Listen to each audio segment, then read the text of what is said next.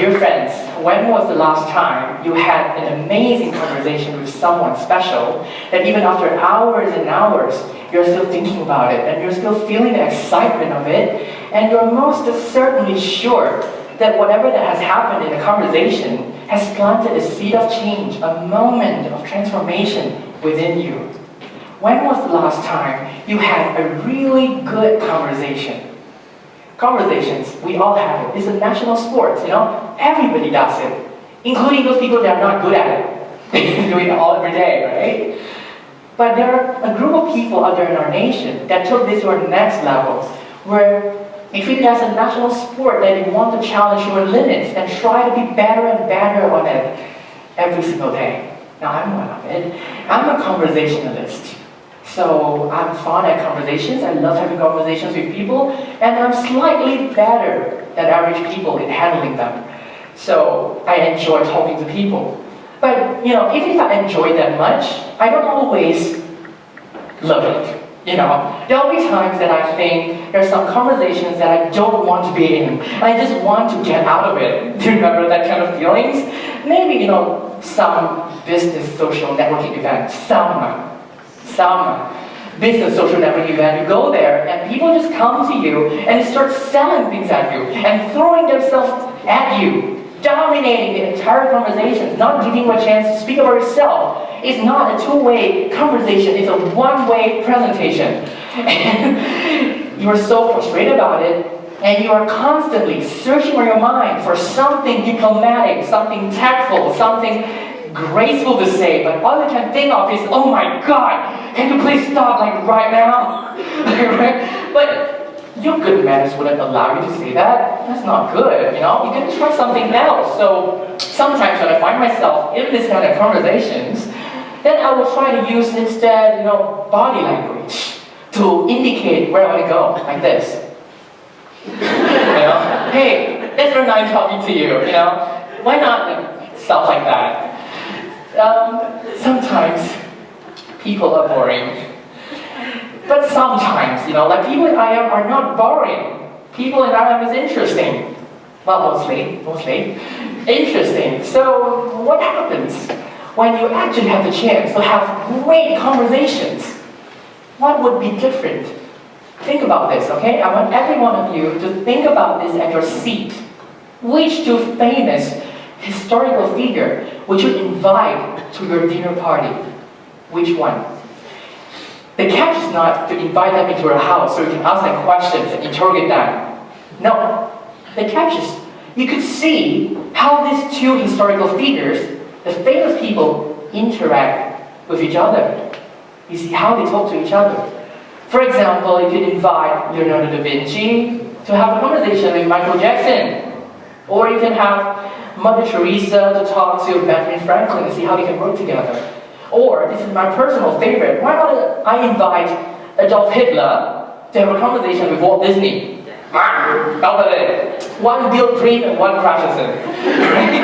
So how do we enjoy these conversations? It's amazing because you see people have conversations across time, across region, across centuries. And I think it's important to see the cultural collision when we have chance to have conversations like that. The power of conversations is really big. You can never underestimate it. One conversation that is good could change someone's entire being. It will. It will. There was a time where the world was flat. Everybody thought the world was flat. Until the scientists, the researchers, went out to study the phenomenon of when the ship descends at the horizon. That doesn't make sense. So they start to study that phenomenon, and they concluded that, hey, the world is not flat. But the point is not to point out these group of researchers here, okay? I want you all to see from the angle of the sailors, the explorers, okay? This group of people that have been on the sea, observing this phenomenon for years, for hundreds of years. These group of sailors have been talking about it, talking about the weird ship situation we have here. They have been asking questions about it. They have been joking about it. They have been exploring the different possibilities about it. These sailors are the ones that started the discovery. They are the people that initiated the conversation that is so important, that leads to all of the finding that comes after that. So dear friends, I want you all to see yourselves as these sailors. We are all sailors. We are sometimes, most of the times, standing at the edge of a new conversation. At the edge of a new conversation, be it about a racial issue, about equality issue, political issue, religious issue, we are standing at the edge of a new conversation. It may not be a notion that is widely accepted or understood, but you are standing at the edge of it. And you've got to participate. Because your voice is very important to get the movement, to get the evolution going. A lot of human evolution happens after a good conversation. I heard someone who says here, yes, it's interesting to become the person that starts the conversation, but look at all those historical figures that started that. They died a horrible death. I don't want that, isn't it? For example, Galileo. He was sentenced to death because he stated that the earth revolves around the sun. And he was convicted of spreading lies, right? This is not just one of the most significant case studies that we can see here. Even Socrates, the father of Western philosophy, was convicted of corrupting the young minds because of his new ideas. Now we don't want to be like that. We want to be a thought leader. We want to be someone that contributes to these cultural conversations, but we don't want to die. Isn't it? It's simple. We don't want to die. We don't want to be a martyr. So, there's a saying that says, if you're one step ahead of people, you're a leader. If you are 2 steps ahead of people, you're a martyr, or you die for the cause that you believe in. We don't want to be that, right? Yes, it's understandable. It's okay, it's perfectly normal to feel like that. But we gotta start somewhere, isn't it? We gotta start somewhere to speak out. So, we will see the pattern of this. Do you know, Socrates is the father of Western philosophy. We would assume that he has written down a lot of things, right? A lot of books, a lot of different kind of findings, theories, theses, outside published, everywhere. No, Socrates never written anything in his life. Never. All of his theories, his methods, his principles, his ideologies, his stories, his quotes, even his quotes are documented by the people around him that had a conversation with him. His students, the public, everyone, his friends. So we could see the importance of the conversation here. Yes, actions are important. Actions are the key to move things forward. But without a good conversation that is constantly happening, no one is going to modify the actions. No one is going to perfect it or make it better, close to the most effective way of doing it. So having a conversation, I think, is one of the most important things that needs to keep on going, no matter where you're doing and what you're doing.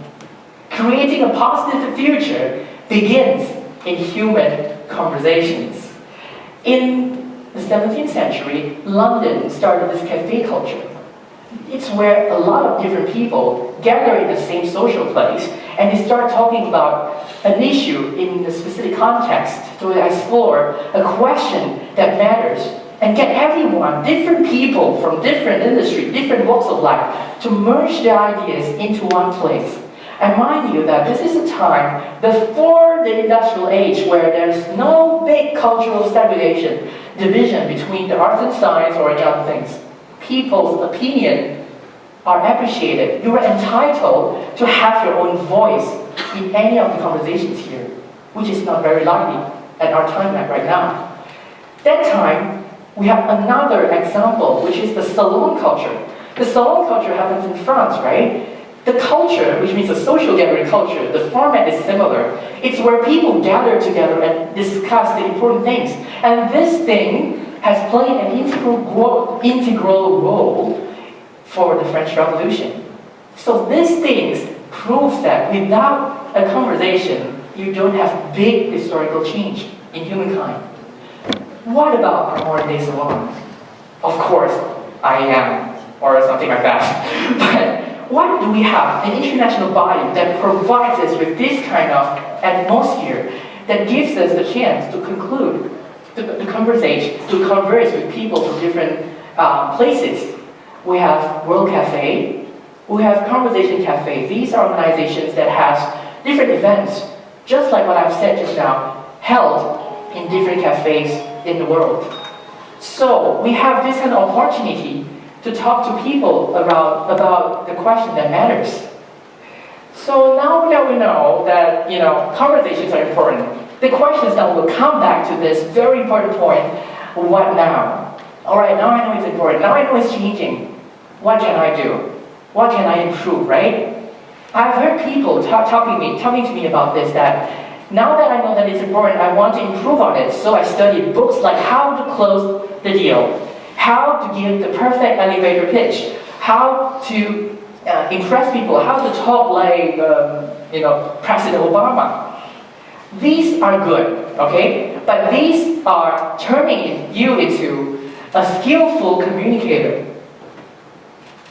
This is turning you into a skillful communicator instead of making you a great conversationalist, and it's really different. What is a great conversationalist? I have some tips for you. 5 points here, okay? Let's try this. What makes a good conversationalist? First, you need to know how to don't assume. You can never assume you know someone's story, because you don't. Yes, our stories may be similar, but most of the time, there'll be one little thing that distinguishes us all. And more often than not, these little difference means everything. So do not put someone and assume that you know their story and start talking to them. The second thing, stop putting people into categories. Stop squeezing them into your little boxes.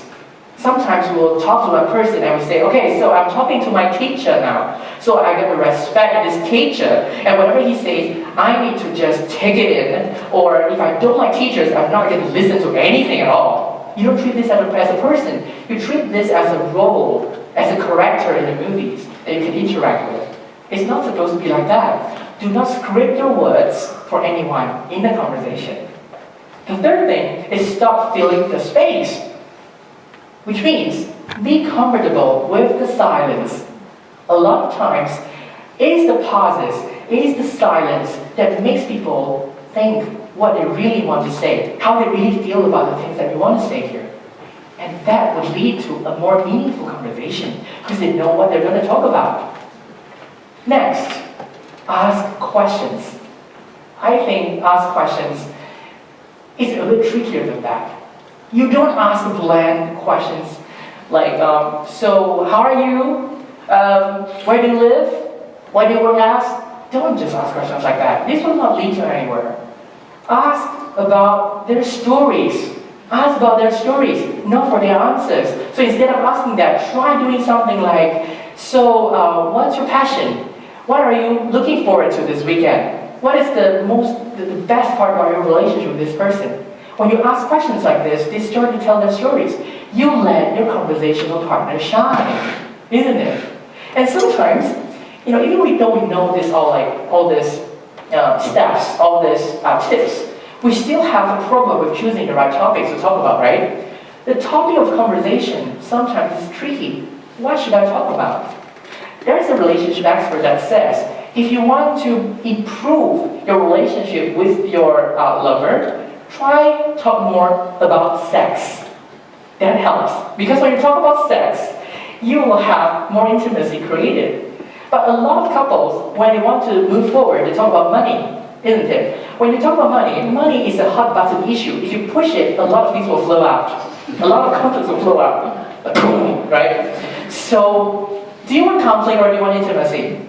So, the relationship expert says, talk about sex more. And it's very simple. Sometimes, if you want to have more sex, talk about sex. If you want to have more quality time together, talk about what you're going to plan for this weekend. If you want to talk about having live a more spontaneous life, talk about the little things that you notice along the way when you're dating. It's just that simple.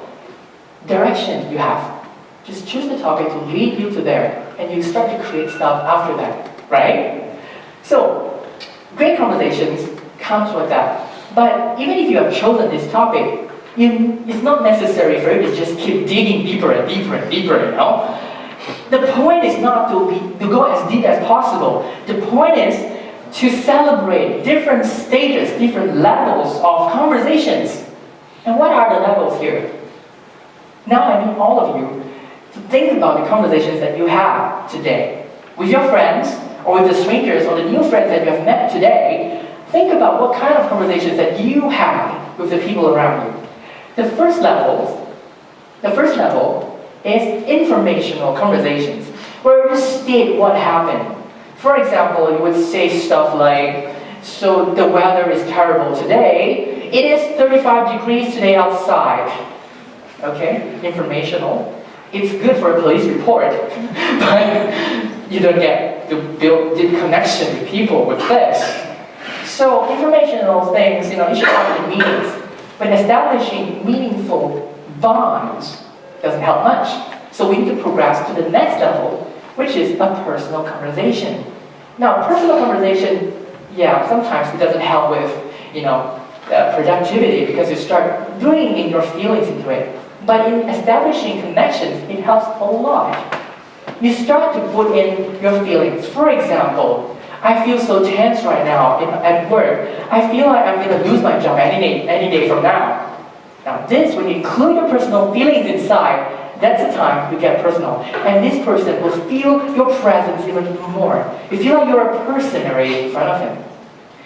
Now there's a third level of conversation here. These conversations, I realize that I personally use it a lot, like really a lot. And I think that leads to me having a lot of great friends. A lot of people that has mistakenly treated me as their soulmates because we are able to do this. It's because we have relational conversations a lot. What do you mean by relational conversations? These kind of conversations is where you will always find a way to talk about what's happening right here, right now, between you and this person. For example, oh my God, I'm so excited to see you here today. It makes me feel so honored to be able to spend time with you here now. These are relational because you're pointing towards the relationship that you're having with this person right now, or maybe something more, negative. For example, I feel so confused when you say that you don't like me. I thought I've been doing everything I can to please you. Why are you not getting any of my hints? So these are relational conversations. Do you have it a lot? If you want to get close to someone, try using relational conversations. It helps a lot. But not a lot of people have the ability to do that because we're not equipped with enough emotional vocabulary to explain how we feel, to explain why are we here, what are we doing now, and how do we progress from now. But if you have the ability to do that, do more. Because getting more friends is always better than getting more enemies, isn't it? So, dear friends, now that you know all these things, you know the importance of conversations, you know the tips to become a good conversationalist, and you know that there are different levels of conversations. Is it enough for all of you to finally become fearless in having conversations with people? Becoming fearless is not becoming a fearless speaker where you just speak whatever you want.